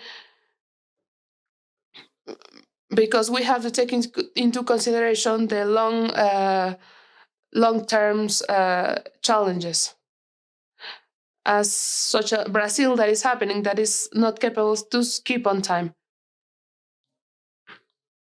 This is very, very important. How are not we are not going to punish future generations, because we may be affecting future generation in its pension expectations. How are we going to include rural as an informal sector? That is a very important challenge. How are we going to improve life quality in old age population? How can we reduce the subsidy of high income, and how to manage the replacement rate? That is a formula. We have a lot of parametric ingredients, and if we move one, it's going to affect this replacement rate. So we have a lot of challenges with replacement rate. The first one is whether, if you have subsidiaries, should be for low income. They have to take into consideration the increase in the past and the future of life expectancy, because we have to take into consideration how much it was increased from the 50s, talking of 60 years. Nowadays we are talking of life expectancy around 80 years. If it is subsidiary, when we talk of funding systems, the pension that is given is the one that he managed to build. When we are man, probably we are going to subsidize part of the pension. We may do or not, but important is to determine the cost and where are going to be the resources to pay them. Logically, this implies to have into consideration the natality rate and the pensionist rate. How are going to manage? How are going to reach an efficiency and to reduce costs? If we decide to keep this system, how can we solve all the points that I've mentioned? Because it is about to say, I'm going to do it of this way or another, but any system that we want to do, it has to take into consideration all these points that I've tell.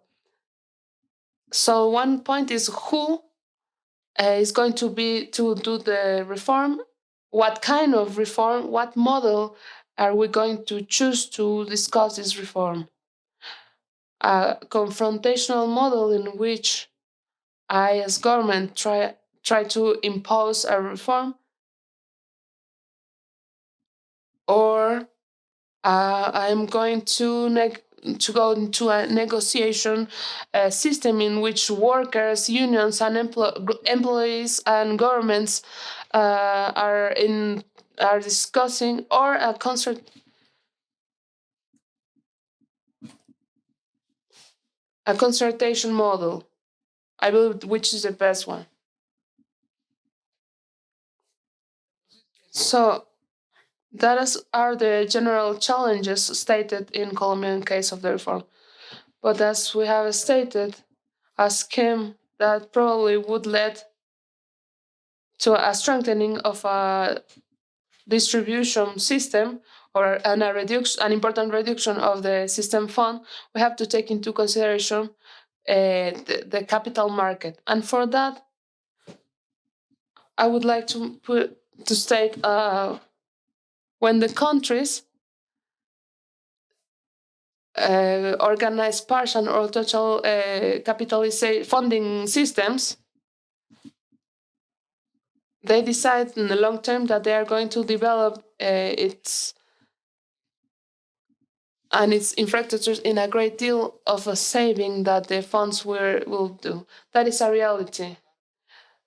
And trying to change partially or totally implies how I can change that reality. Can I change that reality? And we have 5 challenges that I want to mention. The first one, how to keep the the contributions as reserves. How can I keep the saving in the economy? Because I cannot say I just change it and the saving disappear, because that savings is is helping investments infrastructure. Second, how can I sustain capital market dynamics?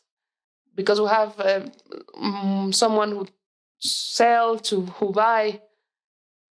And the third one is how to keep the liquidity. Why is this important? Because an investment that arrives outside to invest in Colombia capital market is always thinking how can they are going to be out. That implies that they will always have counterparts. I cannot.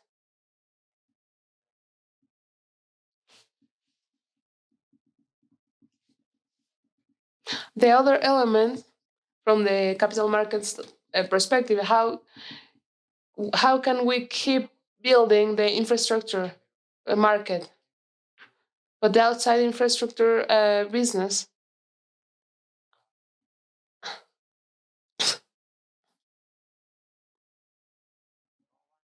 they're not going to promote and development infrastructure projects in which locals are not involved, whether just in a small part. That is a lot that happens in any market. And then the great challenge is to saying how are we going to bring people for and resources for development and infrastructure that the government have, especially with all this issue of the peace of development regional planning. Finally, a very important topic in capital market, and is related with all the things that I've said, is how can I keep the balance so the interest rates are not going to be affected of a public debt market. And why is it important? Because if we cannot keep this balance, who are going to finance the country are going to pay more, and that would imply a great deal of the budget that uh, are going to be in the paying the debt more if we are going to have development programs, and that can kill any effort that we are doing in this reform. So all these elements we have to take them into consideration. So as we are just seeing how the reform is going to be. So I wanted to state which are the elements that as an academic I consider they should take into consideration in any reform that we have to tackle, discuss in the Colombian case. Thank you very much. This is all that I wanted to say. Thank you very much, Mauricio. It has been very important, very interesting to listen your point of view. I apologize for the omission in your presentation. Mauricio was president of Davivir uh, pension funds, the main in Colombia. Uh, I'm sorry, I apologize for that omission. And Nico,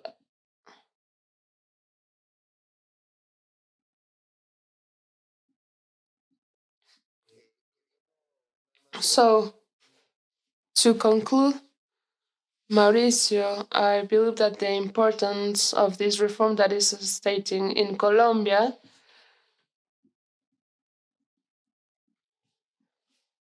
the having the certainty or to anticipate the possible impact in capital markets, that is a point that the pension funding have been very important in Colombian case, as we were seeing in Chilean case, as Nicolas expressed.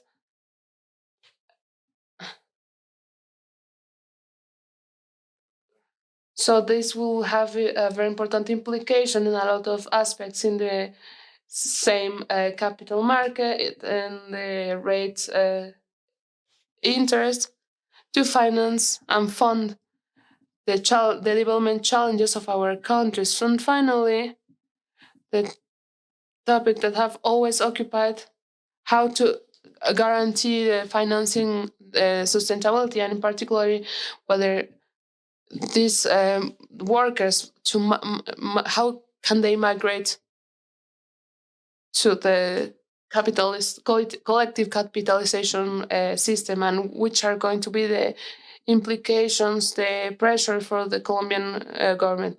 So we will be very close to this proposal in the Colombian case. I give the floor to Dr. Carrasco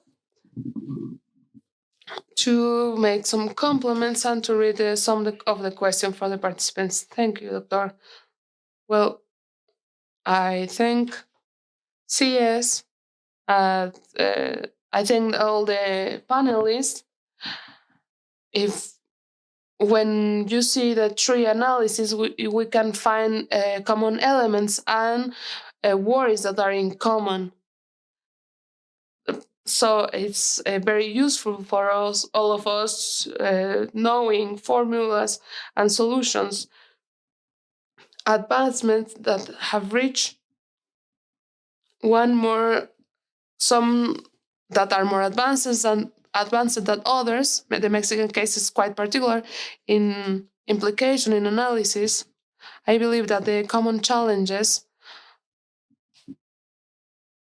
are how to do a reform or several instruments that will contribute the well-being of the people, having into consideration the impact of the labor market.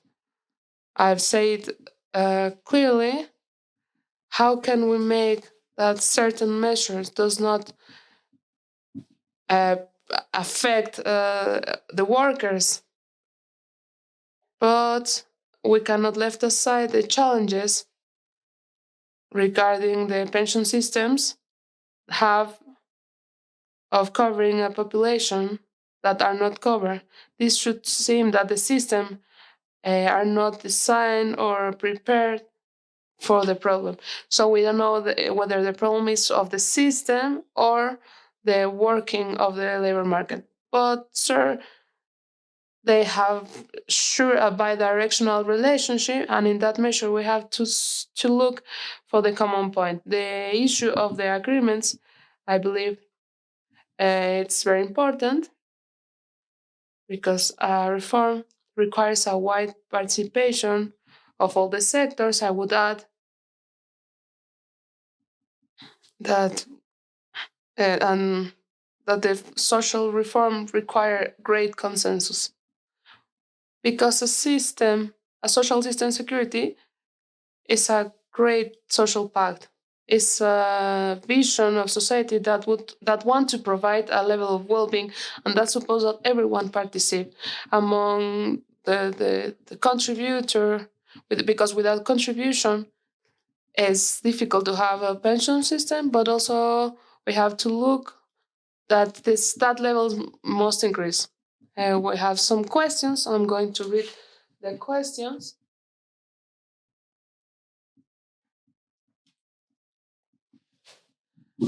So I'm going to translate to raise this question in general for the panelists. The first question is: do you have an action plan to incorporate people who are part of the informal labor market, because I consider that it's a very high percentage of the population. Uh, if so, for the three cases, the informal labor sector is really high. I read the other question and then I give the floor to the specialist. Which is the adequate pension system for Colombia?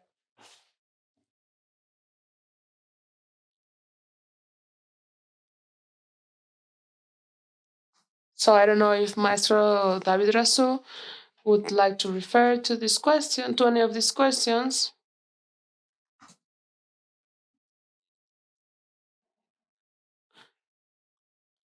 So especially I believe well, thank you very much. Thank you again for the organization of this meeting. I am very glad.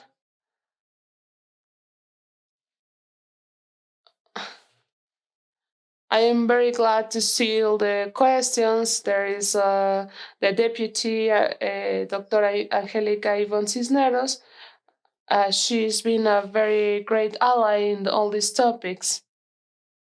And I'm very glad to have the opportunity to be in this meeting. Regarding the question of in that there are some plans, and for me, what what is important of this question regarding the informal labor? How can we incorporate the informal labor? For Mexico is the great challenge. How do we incorporate the people that are in the informal sector that have the same necessity of having a pension? They will have the same situation of concluding their lives, and they will require solutions beyond the universal pension. There have been several efforts, in particular IMSS, have been working to flexibilize the rules for the incorporation of the different regimes. We have to remember that us as a forest, there is no way of incorporating someone that is not registered at IMSS. They are bound to each other. So IMSS have been working a lot to widen the regimes for independent working. This is going to be very important. For example, the work that has been done with IMSS and the Parliament to the incorporation of workers, uh, domestic workers. It was a very long pilot. CIESS have been participating very important in this issue, but it's just an example on or so the domestic workers, they don't they are not in a formal scheme because the places where they work, they are not employees. They don't have a work register, for example. What has been done in the legislative and operative way is to create a more flexible regime that nowadays is compulsory. So, and the same is doing, for example, for independent workers. What I believe that we have to do is keep working in that logic with a lot of support of the parliament, because all of this have to be concrete in laws. You cannot just decide to do something. You have to have the laws. To the Afores, we are the finance funding entity that more regulated of all the Mexican financing system. We can only do what express that the law allows. We cannot. It's difficult to innovate without the support of the government. But I believe that that is a route to keep going forward regarding informal and independent workers to start making more flexible the system. I believe that this can be reached is advancing to a social security scheme. What I mean is that anyone just for being Mexican or even immigrant,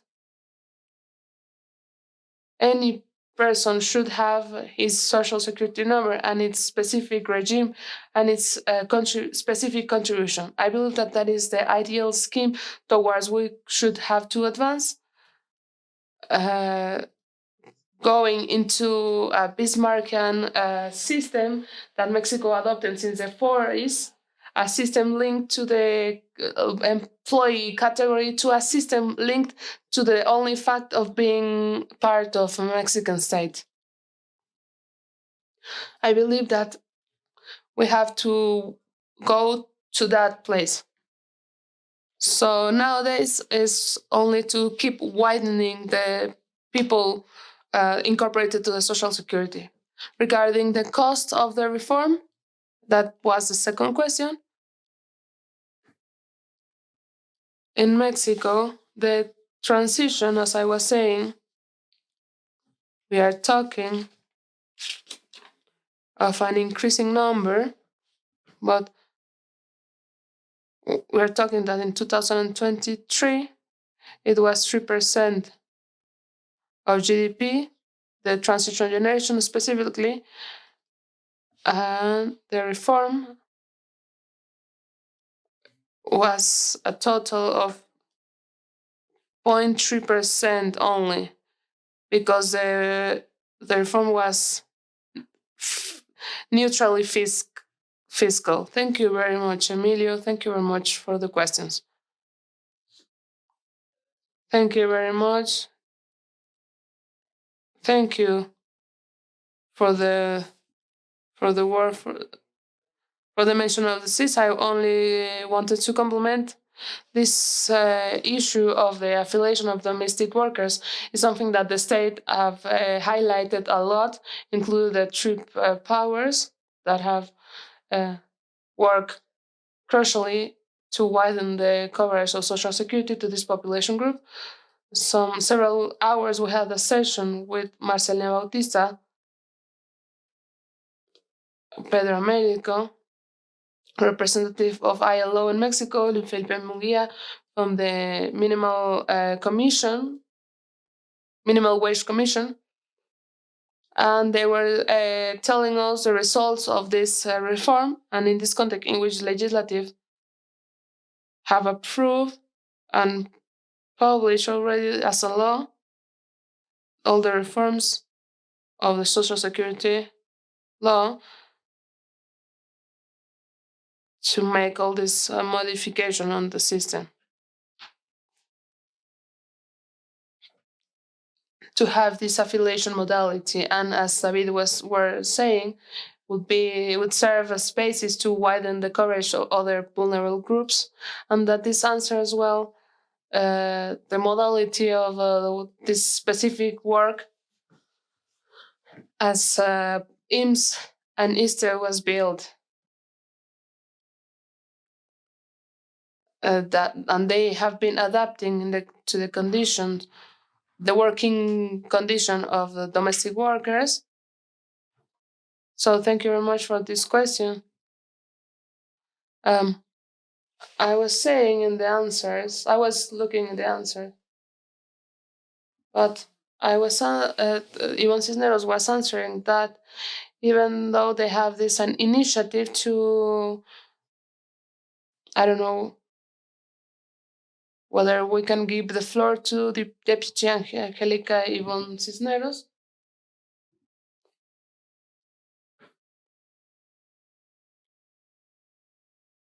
So we are going to give the floor to the Deputy Angelica Iván Cisneros. Hello. Thank you very much. Greetings for everyone. I don't know why can I put my camera on, but I am here. Thank you very much.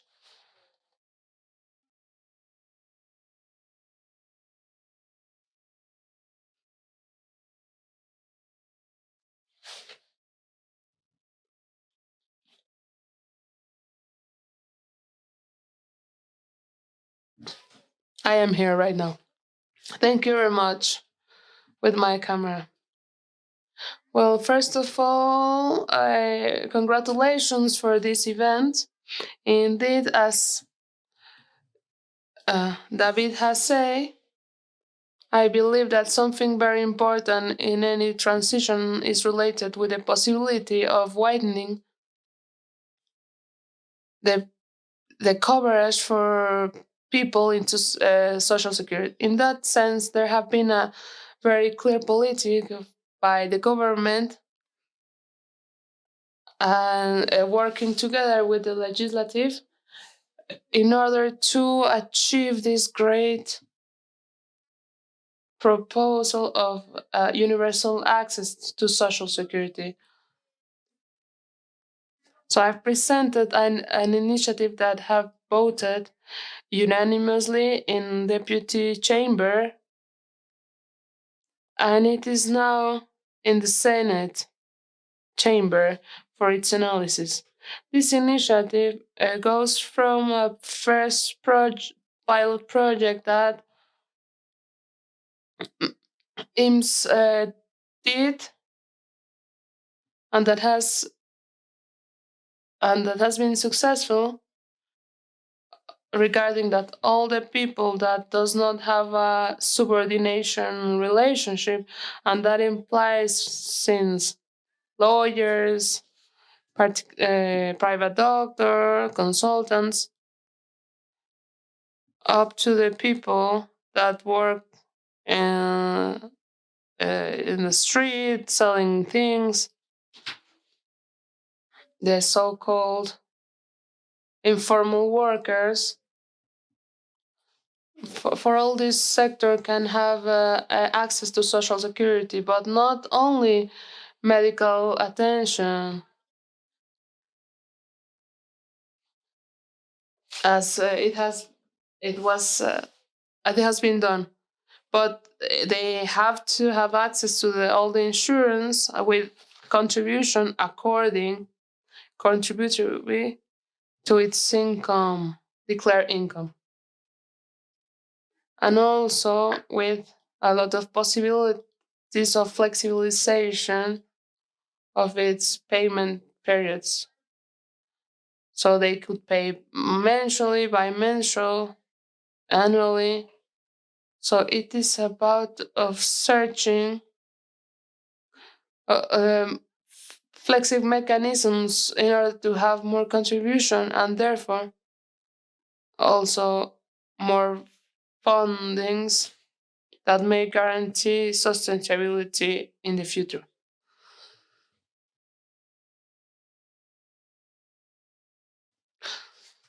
But the people and its families can be benefited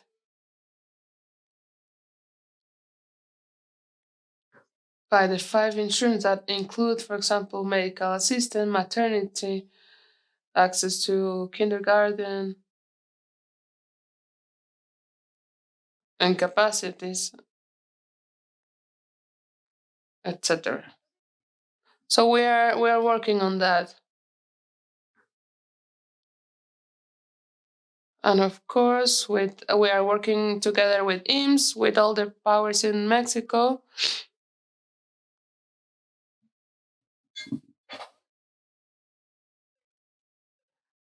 because IMSS are grouping the majority of the people that are incorporated to Social Security. Thank you very much for the opportunity, and we'll keep working and looking options to guarantee the well-being of the older people that are retired. And of course, the main objective is a dignified pension. Thank you very much, Deputy. Very interesting, and I hope this goes positively.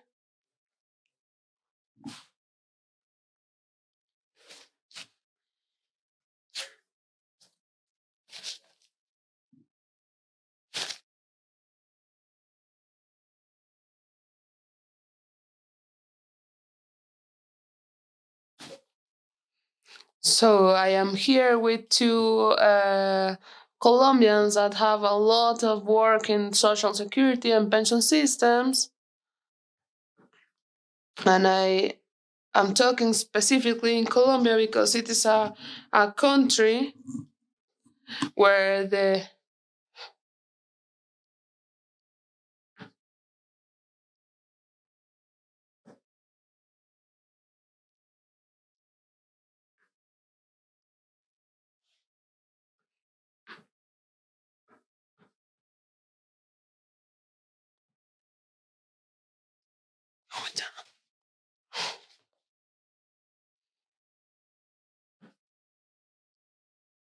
so the next question is what we wanted to do with this meeting is a very fluid conversation in which analysts, even with different perspectives, can contribute to its comment with the topic, which should be the adequate scheme for Colombia.